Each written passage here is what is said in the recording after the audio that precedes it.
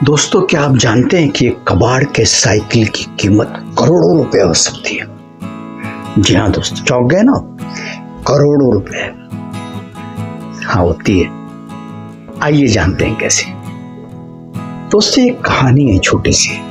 एक माँ, बाप और एक बेटा समीर।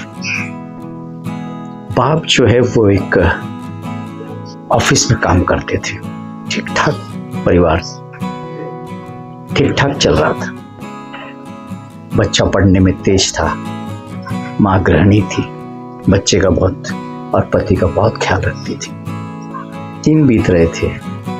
बच्चा जैसे खेल कूद में तेज था वैसे पढ़ने में तेज था। और पिता थके हारे जब ऑफिस से आते थे तो उनका मेल मिलाप ज्यादा किसी से होता नहीं था। थक जाते थे, रिश्तेदारों से आना जाना, बस ज्यादा यार दोस्त नहीं। लेकिन बेटे के यार दोस्त थे। पढ़ने में भी तेज था, खेल कूद में भी तेज था। धीरे धीरे दिन बीतते गए। एक दिन उसके पिता जहाँ काम करते थे, जहाँ वो ठीक ठाक से कमा लेते थे ऑफिस में, वो बंद हो गई। कंपनियों को दोस्तों ऐसे ही होता है, कोई ठिकाना नहीं होता। प्राइवेट बंद हो गई। अब ये शौक हो गए, इन पे मुसीबतों का पहाड़ टूट पड़ा कि अब भाई बच्चा पढ़ रहा है, उसके खर्चे बढ़ रहे हैं, कहाँ से होगा। तो अब बच्चे का बर्थडे भी आने वाला था। हर बर्थडे धूमधाम से मनाते थे। अब इस बार उन्हें थोड़ा सा टेंशन हो गया। लेकिन ठीक है, पढ़े लिखे थे, उतनी तनख्वाह तो नहीं, लेकिन हाथ पैर मार के एक दूसरी जगह जुगाड़ किए। घर चल सके इतनी कमाई उस तनख्वाह से हो जाती थी।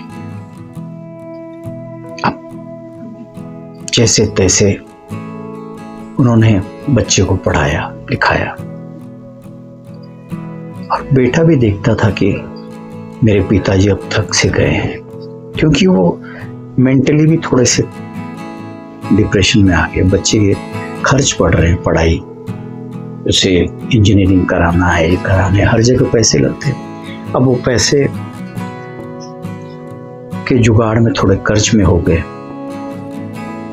जो थी कुछ चीजें वो बिक गई।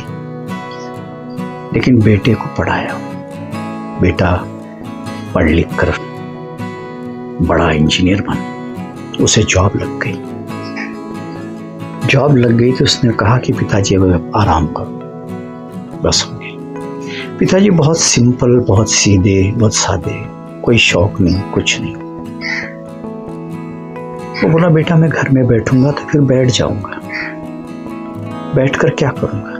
बोले नहीं पिताजी अब ठीक नहीं। बहुत जिद करके अब उसने पिताजी को कहा बैठ जाओ। पिताजी एक कोना पकड़ के घर का बैठे रहते थे।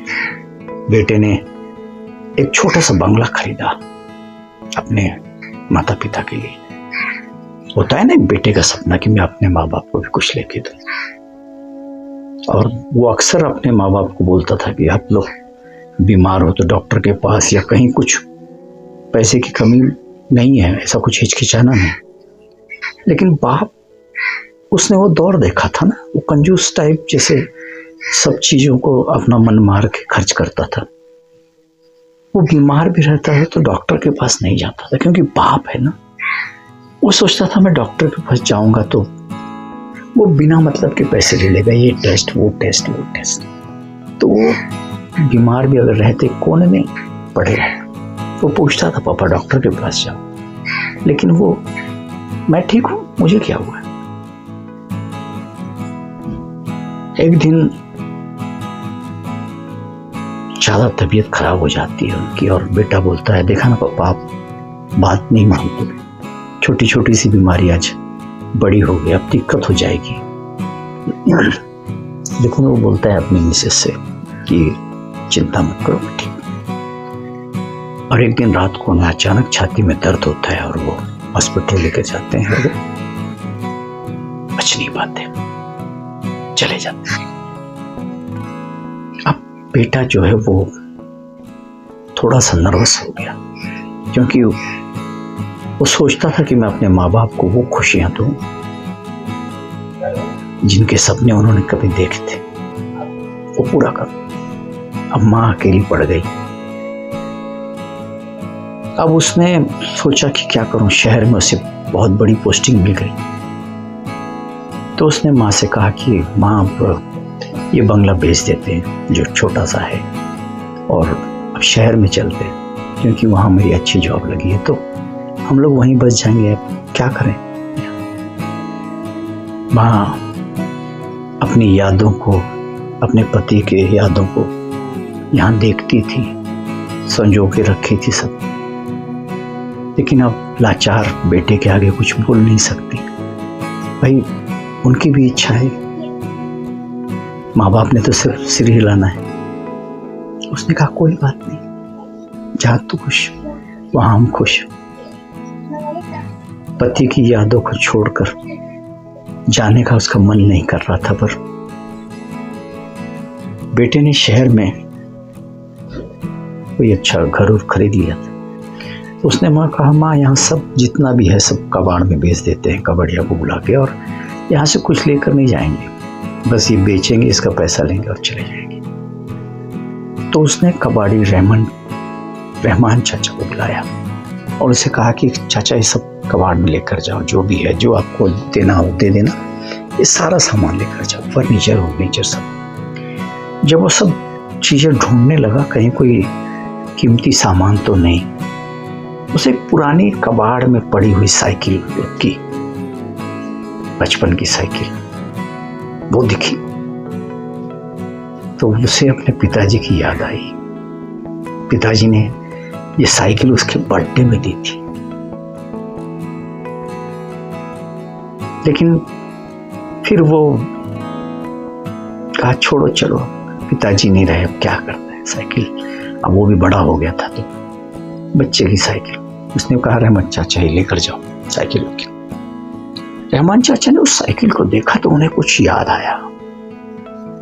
वो साइकिल को अच्छी तरह से पोंछ के देखने लगे। तो समीर ने कहा, चाचा क्या देख रहे हो, कबाड़ है, मैं कह रहा हूं ना कि कबाड़ में आप ले जाओ, जो देना है आपको दे देना मुझे, क्या उसे देख रहे हो, हीरा चांदी लगा हुआ है क्या उसमें। तो रहमान चाचा ने सीट के नीचे से एक प्लेट निकाली, क्योंकि वो साइकिल रहमान चाचा के यहां से ही उसके पिताजी ने खरीदी थी। उस प्लेट पर लिखा था, समीर बेटा हैप्पी बर्थडे, बर्थडे की गिफ्ट। तो रहमान चाचा को याद आया। रहमान चाचा ने कहा, बेटा ये, तो उसने उस प्लेट को देखा, बोले हाँ पापा ने बर्थडे गिफ्ट दी थी। बोला बेटे ये बर्थडे गिफ्ट दी थी, मुझे आज भी याद है कि आपके पिताजी के पास पूरे पैसे नहीं थे इसको खरीदने के, उन दिनों तंगी चल रही थी बहुत, तो उन्होंने अपने हाथ की घड़ी बेच दी और वो घड़ी बेचकर ये साइकिल आपके लिए खरीदी थी। तब समीर को याद आया कि अरे हाँ, मेरे बाबूजी के हाथ में घड़ी हुआ करती थी, फिर उन्होंने कभी घड़ी पहनी नहीं।